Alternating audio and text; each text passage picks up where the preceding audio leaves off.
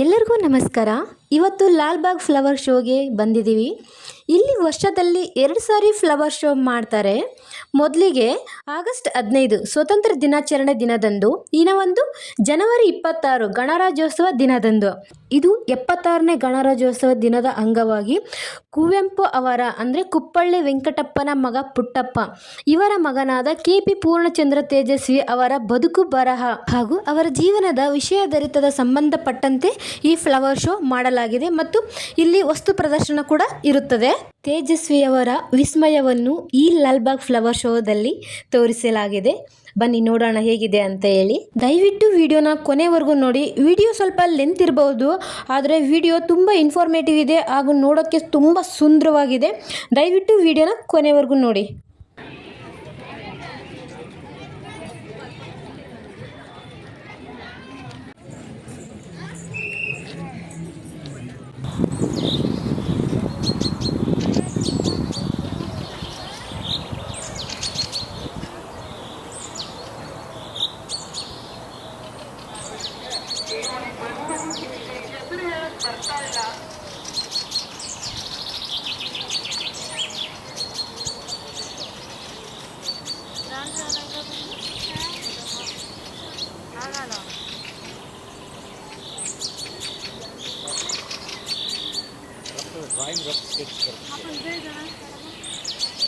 ಈ Lalbagh flower show ಜನವರಿ 14ರಿಂದ ಜನವರಿ 26ನೇ ತಾರೀಕುವರೆಗೂ ಇತ್ತು.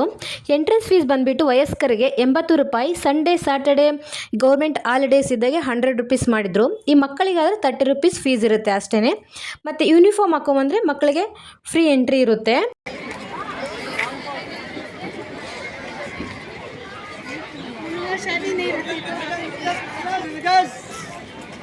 ಹೊರಗಡೆಯಿಂದ ಯಾವುದೇ ರೀತಿ ತಿಂಡಿ ತಿನಿಸುಗಳು ತರೋ ಹಾಗೆ ಇರಲಿಲ್ಲ. ಹಾಗೆ ಪ್ಲಾಸ್ಟಿಕ್ ಬಾಟಲ್ಸ್ ಕೂಡ ಅವಾಯ್ಡ್ ಮಾಡ್ತಾರೆ. ಇಲ್ಲಿ ಎಲ್ಲ ರೀತಿಯ ತಿಂಡಿ ತಿನಿಸುಗಳು, ಫ್ರೂಟ್ಸು, ಜ್ಯೂಸು, ಚುರುಮುರಿ ಆ ಥರ ಎಲ್ಲನೂ ಸಿಗುತ್ತೆ.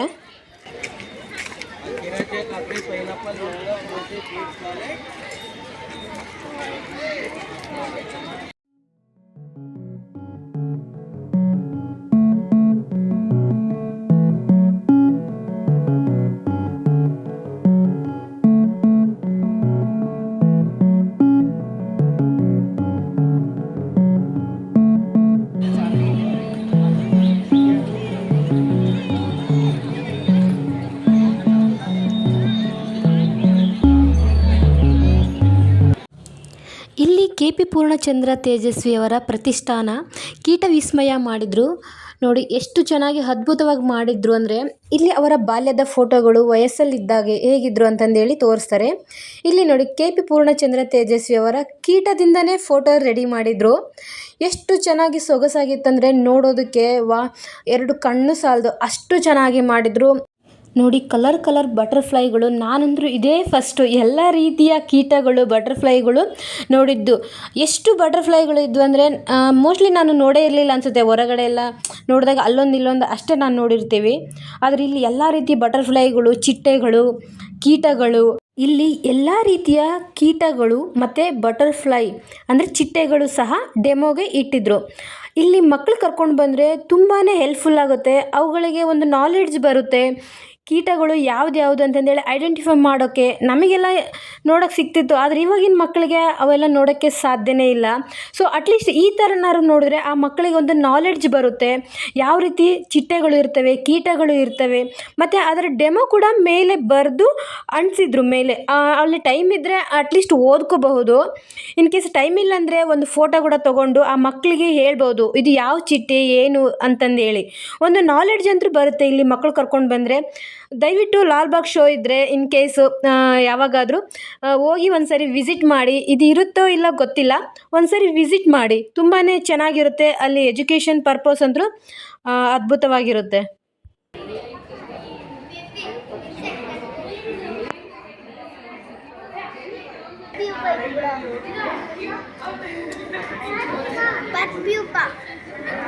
ಎಕ್ಸ್ಪ್ಲೈನ್ ಮಾಡೋ.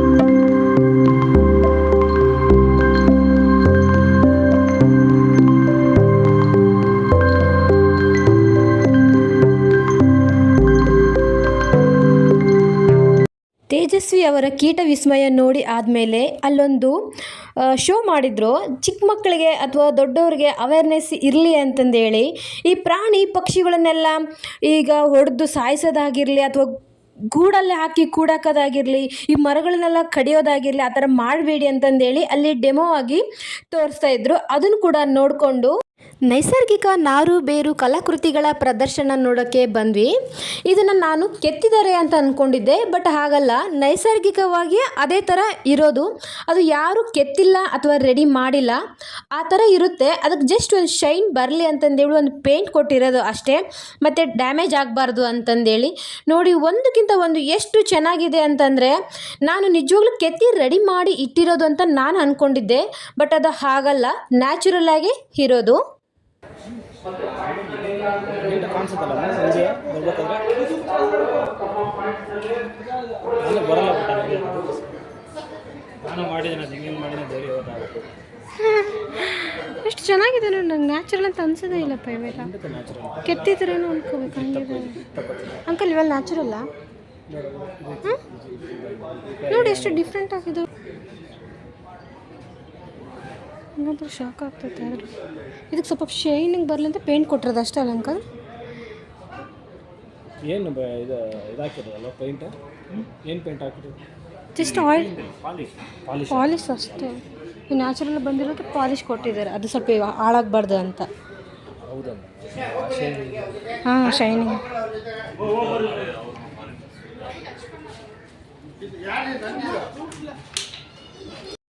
ಇಲ್ಲಿ ನಮ್ಮ ಕರ್ನಾಟಕದಲ್ಲಿ ಬೆಳೆಯುವಂತಹ ಎಲ್ಲ ಬೆಳೆಗಳು, ತರಕಾರಿಗಳು, ಹಣ್ಣುಗಳು ಏನೇನಿತ್ತು ಪ್ರತಿಯೊಂದು ಕೂಡ ಇಲ್ಲಿ ಶೋಗೆ ಇಟ್ಟಿದ್ರು. ಇಲ್ಲಿ ನೋಡ್ಬೋದು, ಫ್ರೂಟ್ಸ್ ಆಗಿರಲಿ ಅಥವಾ ವೆಜಿಟೇಬಲ್ಸು. ನೋಡಿ, ಇಲ್ಲಿ ಕಪ್ಪು ಲಿಂಬೆ ಅಂತಂದು ಹೇಳಿ ಬರುತ್ತೆ. ನಾನಂತರೂ ಇದೇ ಫಸ್ಟ್ ಟೈಮ್ ಅದನ್ನ ನೋಡಿದ್ದು. ನೀವು ನೋಡ್ಕೊಂಡು ಬನ್ನಿ. ಕಪ್ಪು ಲಿಂಬೆ ಇದು ಯಾವುದಿದು? ಡ್ರೈ ಲಿಂಬೆ. ಓ, ಅದು ಕಪ್ಪು ಲಿಂಬೆ. ಕಪ್ಪು ಲಿಂಬೆ ಇದೇ ಫಸ್ಟ್ ನೋಡಿರೋದು ನಾನು. ಇದೇನಪ್ಪು? ಅಡಿಕೆ ತಾನೆ ಇದು? ಹನಿ ಚೈನ್ ಹುಳ ನೋಡು,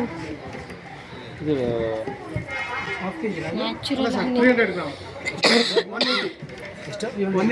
180 ಅಂತೆ. ನ್ಯಾಚುರಲ್ಲ,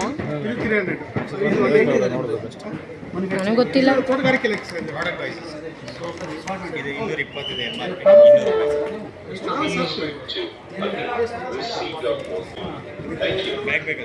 ಪಪ್ಪ ತಗೊಳ್ತೀರಾ? ತಗೊಳ್ಳಿ.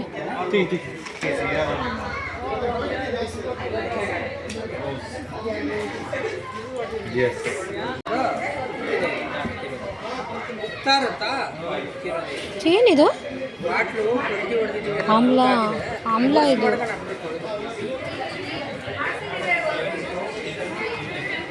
ತುಳಸಿ ಗಿಡಕ್ಕೆ ಗೊಬ್ಬರ.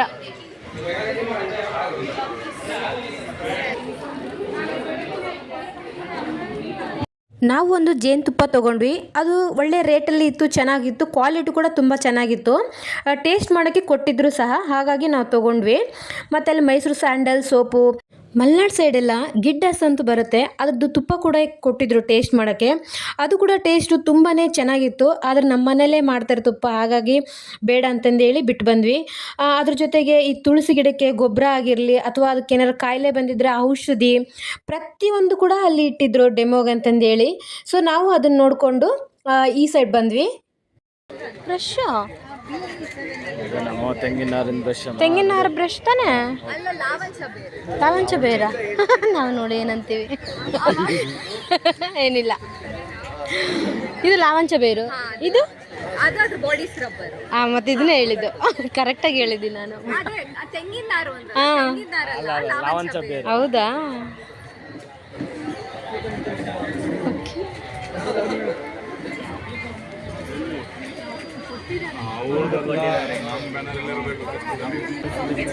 ಹೌದು, ರೆಡಿ ಟು ಯೂಸ್.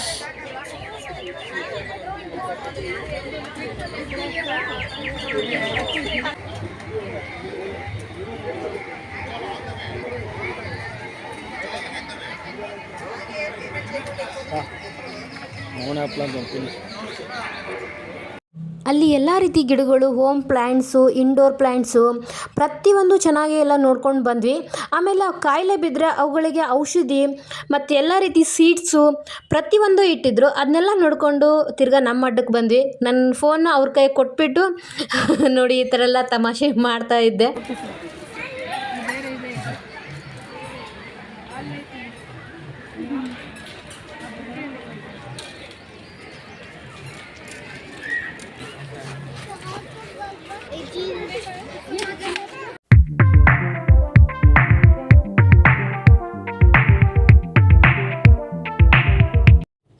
ಇದೇನು ನೋಡ್ತಾ ಇದ್ದೀರಲ್ಲ, ಇದು ಗ್ಲಾಸ್ ಹೌಸ್ ಹೊರಗಡೆಯಿಂದ ಡೆಕೋರೇಟ್ ಮಾಡಿರುವಂತಹ ದೃಶ್ಯ. ನೋಡಿ ಎಷ್ಟು ಚೆನ್ನಾಗಿದೆ ಅಂತಂದೇಳಿ. ಅಲ್ಲಿ ಒಂದು ಫೋಟೋಶೂಟ್ ಮಾಡ್ಕೊಳ್ಬೇಕಂತಂದೇಳಿ ಆ ಥರ ಎಲ್ಲ ರೆಡಿ ಮಾಡಿದ್ರು. ಫುಲ್ ಹೂವುಗಳಿಂದನೇ ಇವತ್ತು ಪಾರ್ಕು ಕಂಗೊಳಿಸ್ತಾ ಇತ್ತು. ನೋಡೋಕ್ಕಂದ್ರೂ ತುಂಬಾ ಚೆನ್ನಾಗಿತ್ತು. ತುಂಬ ಅಂದರೆ ತುಂಬ ರಶ್ ಇತ್ತು ಸಹ. ಸೊ ಇವಾಗ ಗ್ಲಾಸ್ ಹೌಸ್ ಒಳಗಡೆ ಹೇಗಿದೆ ಅಂತ ನೋಡೋಣ ಬನ್ನಿ.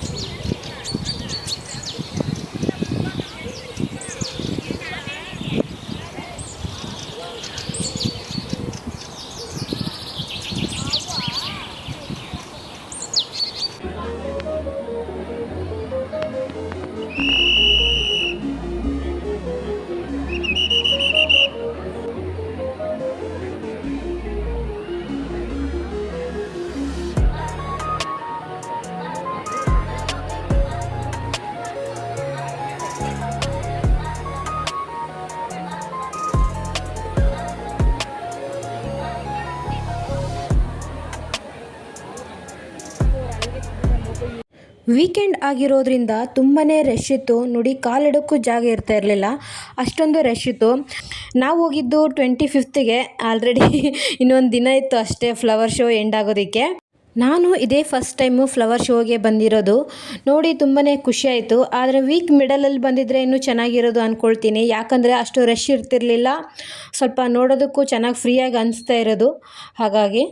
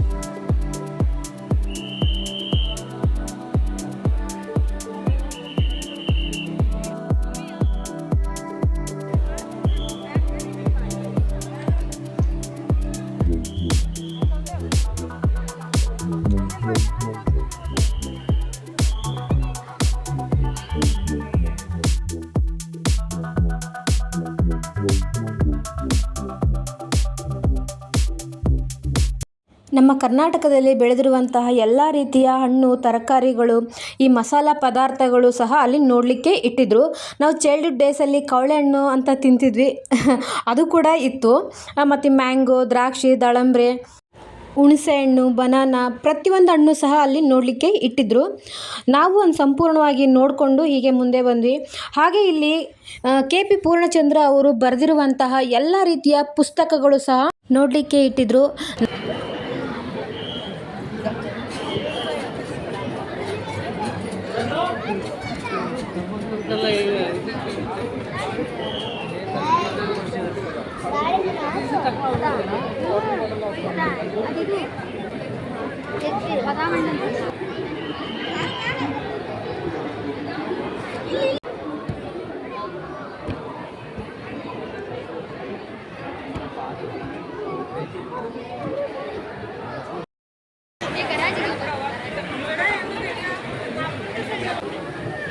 ನೋಡಿ ಎಷ್ಟು ಬ್ಯೂಟಿಫುಲ್ ಕಪಲ್ಸ್ ಇದ್ದಾರೆ ಇಲ್ಲಿ. ಇದು KP ಪೂರ್ಣಚಂದ್ರ ತೇಜಸ್ವಿ ಅವರ ಮನೆಯಾಗಿರುತ್ತೆ. ಅವರ ಮನೆ ಹಿಂದೆಗಡೆನೆ ಬೆಟ್ಟದ ಥರ ಮಾಡಿದರು. ನೋಡಿ ಎಷ್ಟು ನೋಡೋಕ್ಕೆ ತುಂಬ ಚೆನ್ನಾಗಿದೆ. ನಾವು ಅದನ್ನೆಲ್ಲ ನೋಡಿಕೊಂಡು ಹಾಗೆ ಮುಂದೆ ಬಂದ್ವಿ. ಇಲ್ಲಿ ಡಾಕ್ಟರ್ K ಶಿವರಾಮ್ ಕಾರಂತರವರ ಸ್ಟ್ಯಾಚ್ಯೂ ಇತ್ತು. ಅದನ್ನು ಕೂಡ ಹೂವಿನಿಂದ ಎಲ್ಲ ಅಲಂಕಾರ ಮಾಡಿದರು. ಹಾಗೆ ಮುಂದೆ ಬಂದರೆ ಒಂದು ಹುಲಿದು ಒಂದು ಸ್ಟ್ಯಾಚ್ಯೂ ಇಟ್ಟಿದ್ರು. ಅಲ್ಲಿ ಹಿಂದೆ ತಂದೆ ಮತ್ತು ಮಗ ಸ್ಕೂಟಿಲಿ ಹೋಗೋ ಥರ ಒಂದು ಸ್ಟ್ಯಾಚ್ಯೂ ರೆಡಿ ಮಾಡಿದರು. ಎಲ್ಲ ಹೂವಿನಿಂದನೇ ಅಲಂಕಾರ ಮಾಡಿದರು. ಹೂವು ಮತ್ತು ಪುಷ್ಪಗಳಿಂದನೇ ಇವತ್ತು ಲಾಲ್ಬಾಗ್ ಫುಲ್ ಡೆಕೋರೇಟ್ ಆಗಿತ್ತು.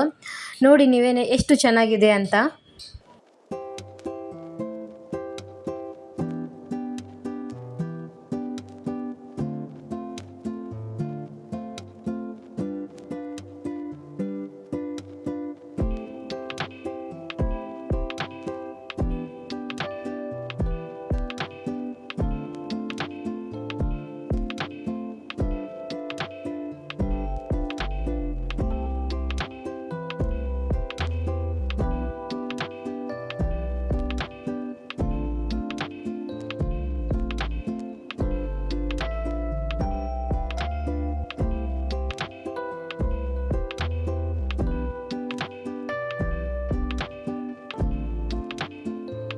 ನನಗಂತೂ ಈ ಕಲರ್ ಹೂಗಳನ್ನ ನೋಡಿ ಏನು ಮಾತಾಡಬೇಕು ಬಿಡಬೇಕು ಅಂತಂದೇಳಿ ಒಂದು ಗೊತ್ತಾಗ್ತಾ ಇಲ್ಲ. ಅಷ್ಟು ಬ್ಯೂಟಿಫುಲ್ ಆಗಿದ್ವು ಎಲ್ಲ ರೀತಿ ಹೂಗಳು. ನಾನಂತೂ ಅಷ್ಟೊಂದು ಹೂಗಳು ಯಾವತ್ತೂ ನೋಡಿರಲಿಲ್ಲ. ಕೆಲವೊಂದು ಗೊತ್ತಿತ್ತು, ಆದರೆ ಇನ್ನು ಕೆಲವೊಂದೆಲ್ಲ ನನಗೆ ಅಷ್ಟೊಂದು ಗೊತ್ತಾಗ್ತಾ ಇರಲಿಲ್ಲ. ಬಟ್ ಅದ್ರ ನೇಮ್ ಎಲ್ಲ ಬರೆದಿದ್ರು ಅಲ್ಲಿ.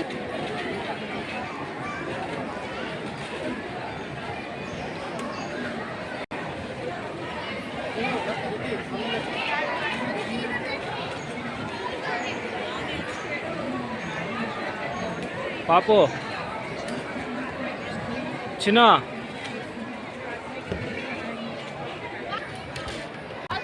KP ಪೂರ್ಣಚಂದ್ರ ತೇಜಸ್ವಿ ಅವರನ್ನು ಬಹುಮುಖಿ ಪ್ರತಿಮೆ ಅಂತ ಕರೀತಾರೆ. ಇಲ್ಲಿ ನೋಡಿ ಬಂದೂಕ್ ಇಟ್ಕೊಂಡಿದ್ದಾರೆ. ಅಲ್ಲಿ ಹಿಂದೆ ನನ್ನ ಕಾಫಿ ಬೀಜವನ್ನು ನಾನೇ ಸಂತೆಯಲ್ಲಿಟ್ಟು ಮಾರುತ್ತೇನೆ ಅಂತಂದೇಳಿ ಇರೋದು. ಮತ್ತೊಂದು ಫೋಟೋಗ್ರಾಫರು. ಇನ್ನು ಮುಂದೆ ಬಂದರೆ ಸಿಸ್ಟಮ್ ವರ್ಕ್ ಮಾಡ್ತಾ ಇರೋದು. ಇದೇ ಥರ ಎಲ್ಲ ಸ್ಟ್ಯಾಚ್ಯೂಗಳು ಅಲ್ಲಿ ನೋಡಲಿಕ್ಕೆ ಇಟ್ಟಿದ್ರು.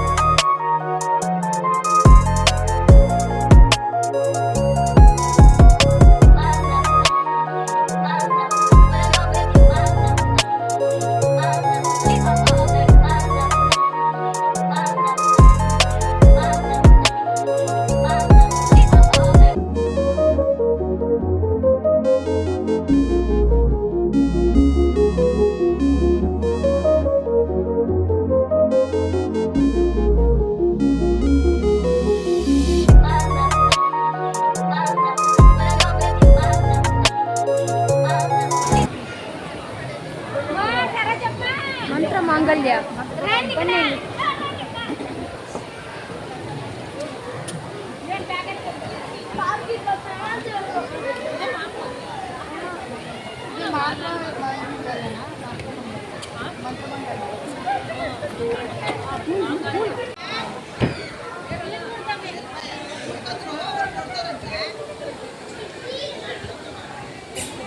ಇದು ಮಂತ್ರ ಮಾಂಗಲ್ಯ ಅಂತ. ಇವಾಗಿನ ಕಾಲದಲ್ಲಿ ಆಡಂಬರಿಕೆಗೆ ಅಥವಾ ತೋರಿಕೆಗೆ ಅದ್ದೂರಿಯಾಗಿ ಮದುವೆ ಆಗ್ತಾರೆ. ಆದರೆ ತೇಜಸ್ವಿ ಅವರಿಗೆ ಸರಳತೆ ಮದುವೆ ಅಂದರೆ ತುಂಬಾ ಇಷ್ಟ ಅಂತೆ.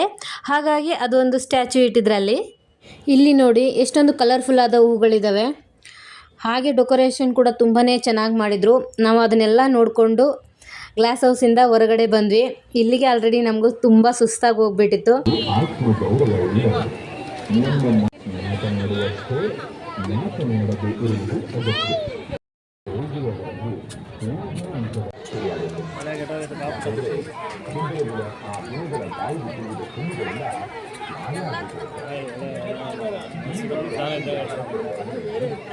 ಇಲ್ಲಿ ಹಾರ್ಟ್ ಶೇಪಲ್ಲೆಲ್ಲ ಫ್ಲವರ್ ಡೆಕೋರೇಷನ್ ಮಾಡಿದ್ರು. ಫೋಟೋ ತೆಗೆಸ್ಕೊಳ್ಳೋಕ್ಕೆಲ್ಲ ತುಂಬ ಚೆನ್ನಾಗಿರೋದು. ಆದರೆ ಆಲ್ರೆಡಿ ನೈಟ್ ಆಗಿ ಹೋಗ್ಬಿಟ್ಟಿತ್ತು. ನಾನು ಹೋಗೋದ್ರೊಳಗಡೆ ಆದರೂ ಒಂದು ಪೋಸ್ ಕೊಟ್ಟು ಅಪ್ಪಗೆ ಹಾರ್ಟ್ ಕೊಟ್ಟು ಮುಂದೆ ಹಾಗೆ ಬಂದ್ವಿ ನೋಡಿಕೊಂಡು. ಇಲ್ಲಿ ಒಂದು ನವಿಲು ಬರುತ್ತೆ ನೋಡಿ, ಅದು ಕೂಡ ತುಂಬಾ ಚೆನ್ನಾಗಿ ಮಾಡಿದರು.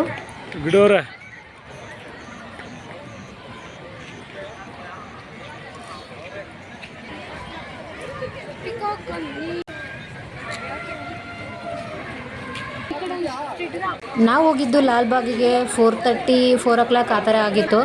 ಆದರೆ ಆಚೆ ಬರೋದ್ರೊಳಗಡೆ ಆಲ್ರೆಡಿ 7:30 ಆಗಿತ್ತು. ನನಗಂತೂ ಆಲ್ರೆಡಿ ಫುಲ್ಲು ಸುಸ್ತಾಗಿ ಹೋಗ್ಬಿಟ್ಟಿತ್ತು, ಕಾಲೆಲ್ಲ ಪೇನ್ ಬಂದಿತ್ತು. ಅಪ್ಪು ಕೈಗೆ ಕ್ಯಾಮ್ರಾ ಕೊಟ್ಟು ನಾನು ಸುಮ್ಮನೆ ನಿಂತ್ಕೊಂಡಿದ್ದೆ ಅಲ್ಲಿ ನೋಡಿ. ಇನ್ನೂ ಬೇಗ ಹೋಗಿದ್ರೆ ಇನ್ನು ತುಂಬಾ ಕ್ಯಾಪ್ಚರ್ ಮಾಡೋದು ಜಾಸ್ತಿ ಇತ್ತು. ನಾನು ಒಳಗಡೆ ಪಾರ್ಕ್ ಒಳಗಡೆ ಏನು ಹೋಗಿರಲಿಲ್ಲ. ಜಸ್ಟ್ ನಾನು ಗ್ಲಾಸ್ ಹೌಸ್ ಒಳಗಡೆ ಅಷ್ಟೇ ಹೋಗಿ ಮತ್ತು ಸುತ್ತಮುತ್ತ ಸ್ವಲ್ಪ ನೋಡಿಕೊಂಡು ಬಂದಿರೋದಷ್ಟೇ. ಇನ್ನೂ ಬೇಗ ಹೋಗಿದ್ದಿದ್ರೆ ಇನ್ನೂ ಚೆನ್ನಾಗಿರ್ತಿತ್ತು ಏನೋ. ಬಟ್ ಅಪ್ಪುದು ಸ್ವಲ್ಪ ಕೆಲಸ ಇತ್ತು, ಹಾಗಾಗಿ ನನ್ನ ಲೇಟಾಗೆ ಕರ್ಕೊಂಡೋದ್ರು. ಆದರೂ ನನ್ನ ಮಾತಿಗೆ ಅವ್ರು ಮಿಸ್ ಮಾಡ್ದೇ ನಾನು ಕರ್ಕೊಂಡು ಹೋದ್ರಲ್ಲ, ಅದಕ್ಕೆ ನಾನು ತುಂಬ ಖುಷಿಪಟ್ಟೆ. ಇರಲಿ ಬಿಡಿ. ನೋಡಿ ಹೇಗಿದೆ ಅಂತಂದೇಳಿ ಲಾಲ್ಬಾಗ್ ಫ್ಲವರ್ ಶೋ. ಇಷ್ಟ ಆದರೆ ದಯವಿಟ್ಟು ಒಂದು ಕಮೆಂಟ್ ಮಾಡಿ. ನೀವು ಒಂದು ಕಮೆಂಟ್ ಮಾಡೋದ್ರಿಂದ ನನಗೂ ಇನ್ನೂ ಖುಷಿಯಾಗುತ್ತೆ. ಈ ಥರ ಒಳ್ಳೊಳ್ಳೆ ವಿಡಿಯೋ ಮಾಡಬೇಕಂತ ಅನಿಸುತ್ತೆ. ನನಗಿಂತ ಜಾಸ್ತಿ ಅವರೇನೇ ಜಾಸ್ತಿ ಸುಸ್ತಾಗಿದ್ದು. ಅವ್ರ ಕೆಲಸ ಮುಗಿಸ್ಕೊಂಡು ಬಂದು ಜೊತೆಗೆ ನನ್ನ ಕೆಲಸಕ್ಕೂ ಬಂದು ಹೆಲ್ಪ್ ಮಾಡಿದರು. ಜೊತೆಗೆ ಬೈಕ್ ಕೂಡ ಓಡಿಸ್ಕೊಂಬಂದ್ರಲ್ಲ, ಇನ್ನೂ ಜಾಸ್ತಿ ಟಯರ್ಡ್ ಆಗಿಬಿಟ್ಟಿದ್ರು. ಇಷ್ಟೊಂದು ಕಷ್ಟಪಟ್ಟು ವಿಡಿಯೋ ಮಾಡಿ ಎಡಿಟ್ ಮಾಡಿ ಅಪ್ಲೋಡ್ ಮಾಡಿರ್ತೀವಿ. ನೀವು ಅಟ್ಲೀಸ್ಟ್ ಒಂದು ಲೈಕು, ಒಂದು ಕಮೆಂಟು, ಒಂದು ಸಬ್ಸ್ಕ್ರೈಬ್ ಮಾಡಿಬಿಟ್ರೆ ನಮಗೆ ಇನ್ನೂ ಜಾಸ್ತಿ ಖುಷಿ ಆಗುತ್ತೆ. ಬೆಳಿಗ್ಗೆ ಮ್ಯಾಚ್ ಆಯ್ತಾ? ಅಯ್ಯೋ ದೇವ್ರ.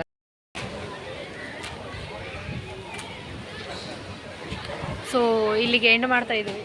ನೋಡಿದ್ದೆಲ್ಲ ಮುಗೀತು. ಇನ್ನೇನಿದ್ರು ಮನೆಗೆ ಹೋಗೋದೊಂದೇ ಬಾಕಿ. ಬನ್ನಿ, ಸುಸ್ತಾಗ್ಬಿಟ್ಟಿತ್ತು ಇಲ್ಲ ಎಲ್ಲಿಗೂ. ನನಗೆ ಕಾಲೆಲ್ಲ ನೋವು ಬರ್ತಾಯಿದ್ದಾವೆ.